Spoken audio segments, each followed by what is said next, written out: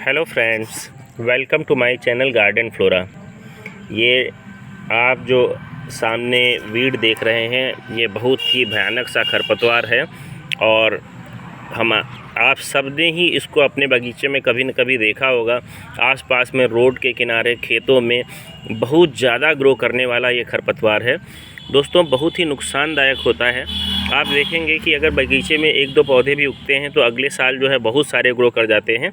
एक एक पौधे से फर्टिलाइजेशन होने के बाद में 10 से 15 हज़ार तक छोटे छोटे सीड बनते हैं और पूरे बगीचे में फैल जाते हैं और आप इनको हटाना आपके लिए बहुत ही मुश्किल का काम हो जाता है दोस्तों।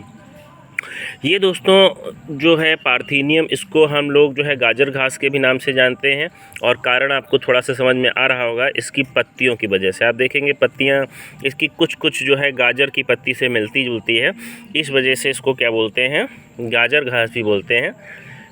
कई जगहों पर इसको कांग्रेस ग्रास के भी नाम से लिखा हुआ वर्णन मिलता है, क्योंकि 1954 में जब अपने भारत देश में थोड़ा सा खाने की कमी हो गई थी, थोड़ा सा खाद्यान्न की कमी थी, तो उस समय यूनाइटेड स्टेट ऑफ अमेरिका से गेहूं को आयात किया गया था और जो गेहूं को आयात किया गया था उसके साथ में इसके सीड्स भी आ गए थे और इस वजह से अपने देश में ये फैल गया। मतलब दोस्तों पहले अपने देश में ये नहीं हुआ करता था, अभी जो है अपने देश में बहुत ज़्यादा इसकी जो है ग्रोथ हो जाती है और इस समय जो है इसको जो है देखा जाता है कि ये एलियन स्पीसीज़ के जैसे माना जाने लगा है दोस्तों।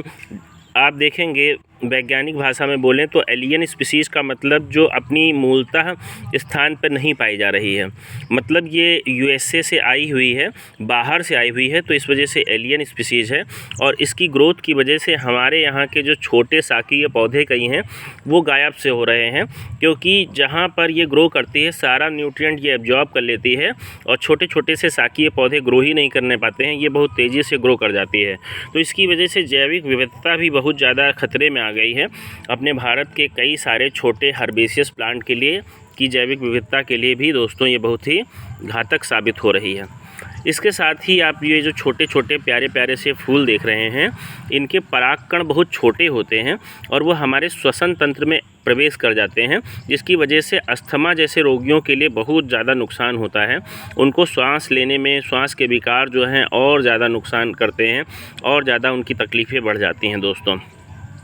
तो बहुत हार्मफुल पौधा है। आपको अगर बगीचे में दिखता है और आप देखते हैं कि उसमें इस तरीके से फ्लावरिंग नहीं हो रही है, तब तो आप इसको कंपोस्ट बिन में डाल दें। कंपोस्ट बिन आप लोगों के घर पे होती है, या फिर आप जो है कंपोस्ट पिट बनाते हैं हम लोग घर पे, जैसे हमने आपको पहले वीडियो में भी शेयर किया है, उसमें हम डाल सकते हैं। लेकिन अगर इस तरीके से फूल खिलने लग गए हैं तो या तो फूल तोड़कर जो है उसको अलग कर दें, उसके बाद में पौधे की कंपोस्ट बनाएं, या फिर क्या करें कि पौधे को सुखा लें और जला दें, तभी बेहतर रहता है। क्योंकि अगर ये फूल हैं उनके साथ सीड डेवलप हो गए हैं और फिर आप कंपोस्ट बनाते हैं तो हो सकता है कि कंपोस्ट में पूरी तरीके से सीड डिकम्पोज ना हो और जब उसका इस्तेमाल हम गमले में करें तो खाद के साथ में नए नए पौधे इसके ग्रो कर जाएँ। तो दोस्तों ये ध्यान रखना होता है। वैसे इससे देखा जाए इस तरीके के जो छोटे छोटे पौधे हैं इन्हीं को हम जड़ से उखाड़ लेते हैं और उखाड़ने के बाद कंपोस्ट बनाने तो बहुत बढ़िया कंपोस्ट भी दोस्तों इससे तैयार होती है। तो दोस्तों ये सारी जानकारी इस जो है वीड के बारे में थी, पार्थेनियम के बारे में थी।